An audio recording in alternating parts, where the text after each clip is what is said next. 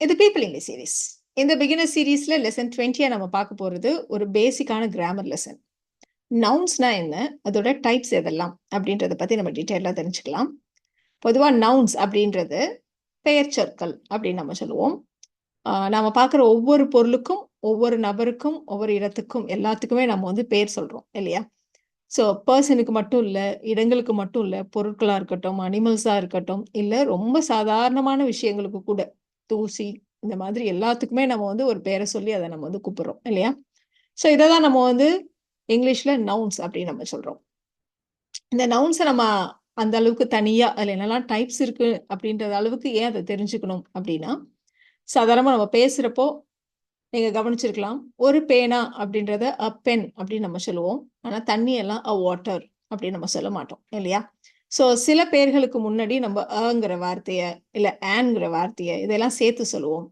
But சில வார்த்தைகளுக்கு முன்னாடி நம்ம சேர்க்க மாட்டோம். ஸோ எப்போயெல்லாம் இந்த மாதிரி சேர்க்கணும், எந்த பொருட்களுக்கு முன்னாடி, அதாவது எந்த நவுன்ஸுக்கு முன்னாடி நம்ம வந்து அ ஃபியூ, மெனி அந்த மாதிரி வார்த்தைகளை சேர்க்கணும், எந்த நவுன்ஸுக்கு முன்னாடி நாம மச், அ லிட்டில் இந்த மாதிரி சேர்த்து சொல்லணும். இதையெல்லாம் நம்ம தெரிஞ்சுக்கணும் அப்படின்னா என்ன மாதிரி டைப்ஸ் எல்லாம் இருக்கு அப்படின்றது தெரிஞ்சுக்கிறது ரொம்ப முக்கியம்.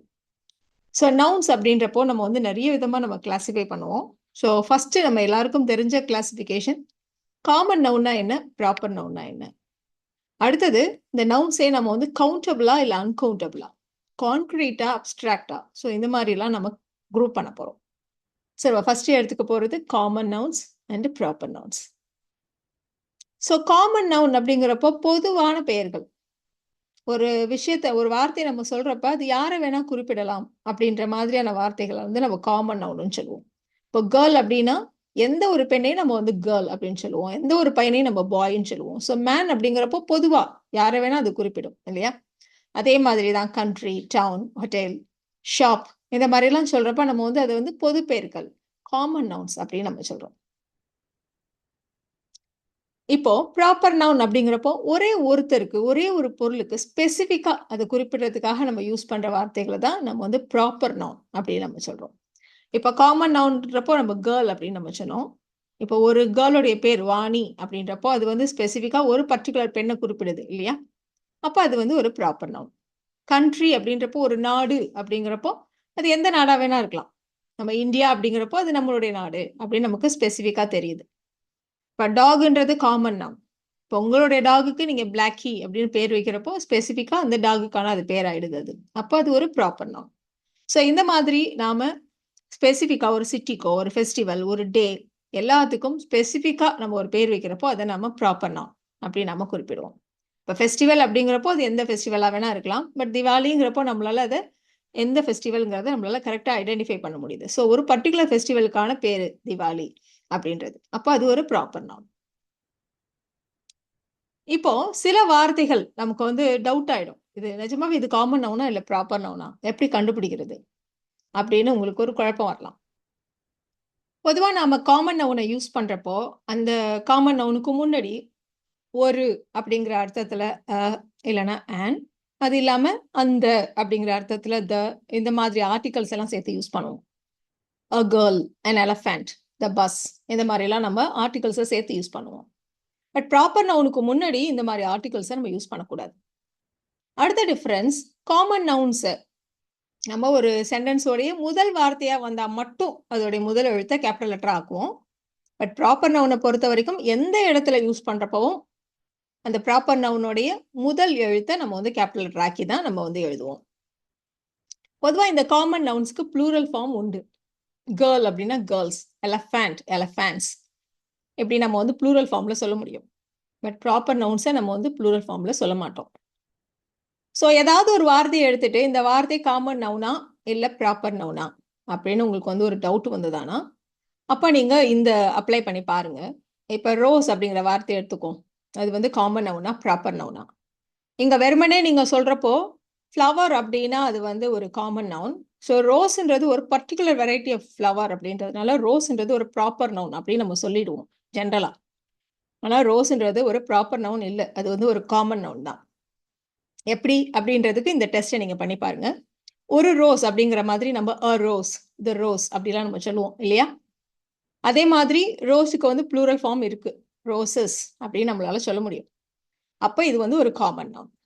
இப்ப இதே நீங்க ஒரு பேர் எடுத்துக்கோங்க. வாணி அப்படின்னு நம்ம சொன்னோம். ஒரு கேர்ளுக்கு வந்து ஒரு பேர் வாணின்னு சொன்னோம். வாணி அப்படின்னு நம்ம சொல்ல மாட்டோம் இல்லையா? அதே மாதிரி வாணிஸ் அப்படின்னு ப்ளூரல் ஃபார்ம்லாம் கிடையாது.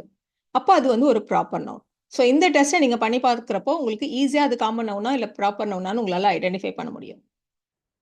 இங்க சில வார்த்தைகள்லாம் இருக்கு. சில நவுன்ஸ் எல்லாம் இருக்கு. இதுல எதெல்லாம் காமன் நவுன், எதெல்லாம் ப்ராப்பர் நவுன் அப்படின்னு நீங்க கிளாஸிஃபை பண்ணி நோட் பண்ணி வைங்க.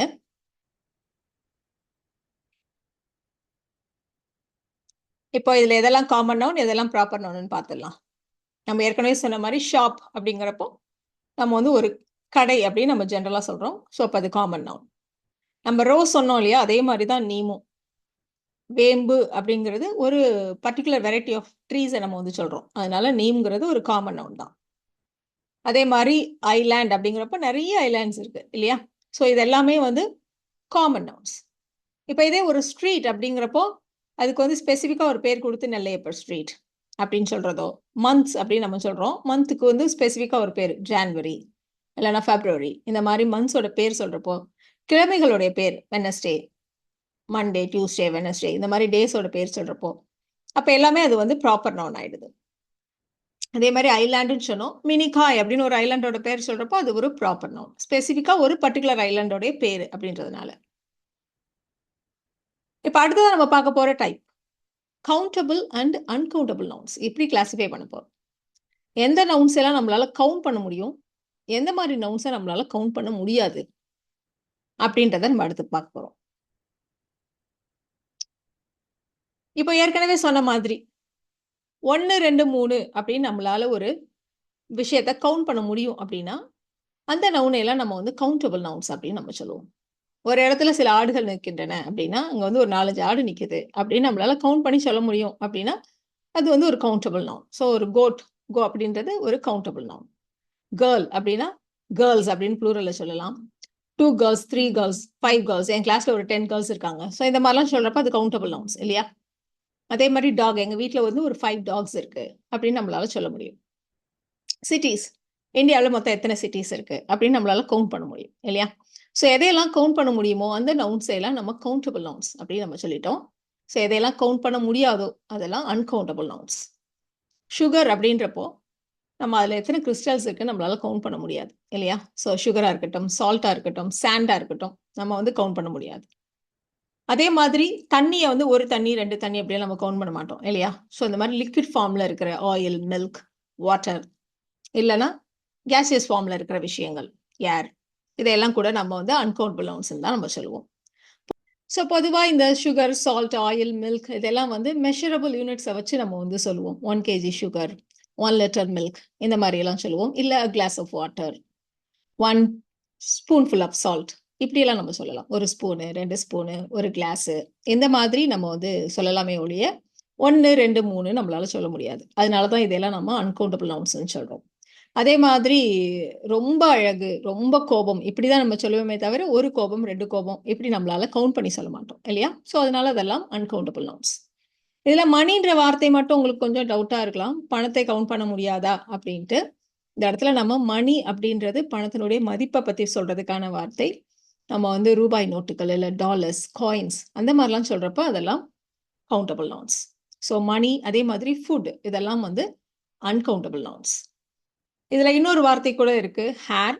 இது வந்து கவுண்டபிளா இல்லை அன்கவுண்டபிளா அப்படின்னு உங்களுக்கு தோணலாம். எப்படி நம்ம சால்ட், சுகர் எல்லாம் கவுண்ட் பண்ண முடியாதோ அதே மாதிரி ஹேரையும் நம்ம வந்து கவுண்ட் பண்ண முடியாது இல்லையா? ஸோ அதனால பொதுவாக அது வந்து அன்கவுண்டபிள் தான். நம்ம ஒரே ஒரு ஹேர் அப்படின்னு நம்ம சொல்றப்ப a strand of hair அப்படின்னு நம்ம சொல்லுவோம்.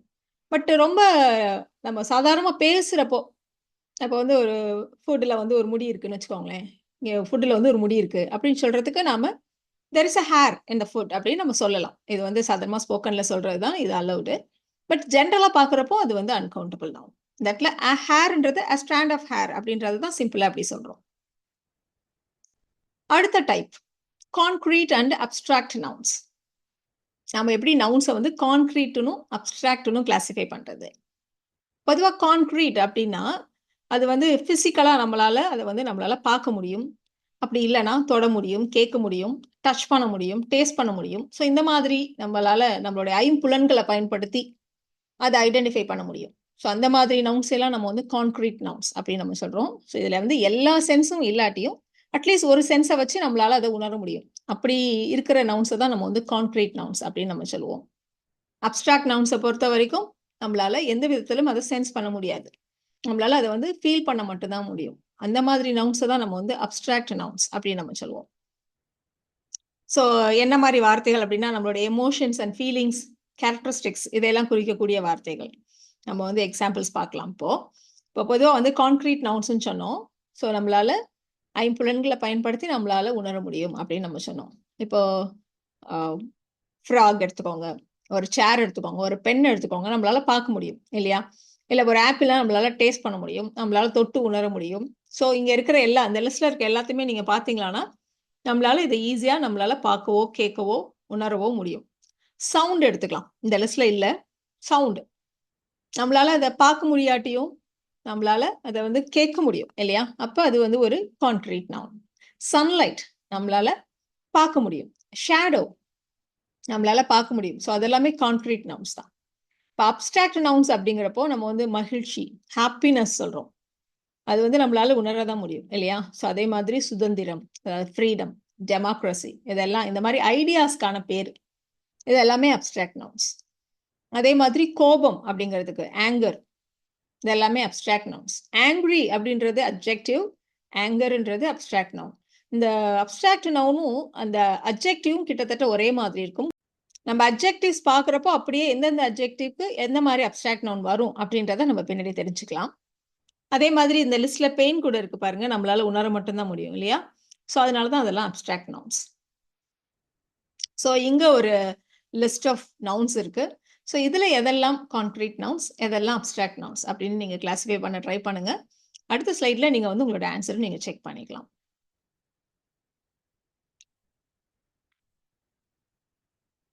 ஸோ இந்த லிஸ்ட்ல உங்களால tiger, coin, boat, sugar, shadow இதையெல்லாம் நம்மளால ஏதோ ஒரு விதத்துல நம்மளுடைய 5 சென்ஸை யூஸ் பண்ணி நம்மளால பார்க்கவோ இல்லை கேட்கவோ முடியும் இல்லையா?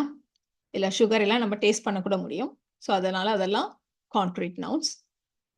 இந்த இடத்துல Joy, energy, faith, failure, success இதெல்லாம் வந்து நம்மளால உணரதான் முடியும். அதனால அதெல்லாம் அப்ஸ்ட்ராக்ட் நவுன்ஸ். கடைசியா பார்க்க போற டைப் கலெக்டிவ் நவுன்ஸ். ஒன்னே இல்லை, ஒரு குரூப்பை ரெஃபர் பண்ற நவுன்ஸை தான் நம்ம வந்து கலெக்டிவ் நவுன்ஸ் அப்படின்னு நம்ம சொல்லுவோம். நிறைய மரங்கள் இருக்கிற ஒரு இடத்த வந்து நம்ம தோப்புன்னு சொல்லுவோம், க்ரோ. ஸோ அது ஒரு கலெக்டிவ் நவுன். அதே மாதிரி கூட்டம், நிறைய பேர் இருக்கிறப்ப அதை வந்து நம்ம ஒரு கூட்டம்னு சொல்லுவோம் இல்லையா? க்ரௌட். நிறைய மாணவர்கள் சேர்ந்ததை வந்து பீப்புள்ஸ் அப்படின்னு நம்ம சொல்லுவோம். அதே மாதிரி டீம் அப்படின்னா இப்போ ஒரு இந்தியன் கிரிக்கெட் டீம் இருக்கு, 11 பேர் சேர்ந்தாதான் ஒரு டீம் அப்படிங்கிறப்போ ஒரு சேர்ந்தாப்புல நம்ம குறிப்பிடுறோம். அதனால அது ஒரு collective noun. Committee, board of directors அப்படின்னு நம்ம சொல்றோம் இல்லையா? So board. கிளாஸ்ன்றது நிறைய மாணவர்கள் இருக்கக்கூடிய ஒன்றை தான் நம்ம வந்து ஒரு கிளாஸ்ன்னு சொல்லுவோம். அதே மாதிரி க்ரூ அப்படின்னா ஒரு குரூப், ஃபேமிலி, ஜூரி, ஸ்டாஃப் இது எல்லாமே பார்த்தீங்களான்னா கலெக்டிவ் நவுன்ஸ். இது தவிர நாம ஃப்ளாக் ஆஃப் பேர்ட்ஸ் இல்லை flock of sheep, school of fish இந்த மாதிரி எல்லாம் சொல்லுவோம் இல்லையா? ஒரு குரூப் அப்படியே சேர்த்தாப்புல சொல்றது. ஸோ அதெல்லாம் கூட கலெக்டிவ் நவுன்ஸ் தான். ஸோ இந்த வீடியோவில் நாம நவுன்ஸ் எப்படியெல்லாம் கிளாஸிஃபை பண்ணலாம், ஸோ ஒரு நவுனு கொடுத்தா அதை நம்மளால காமன் நவுனா ப்ராப்பர் நவுனா அப்படின்னு நம்மளால ஐடென்டிஃபை பண்ண முடிஞ்சாதான் அதுக்கு முன்னாடி நம்ம ஆர்டிகல்ஸ் யூஸ் பண்ணணுமா யூஸ் பண்ணக்கூடாதுன்னு தெரியும்.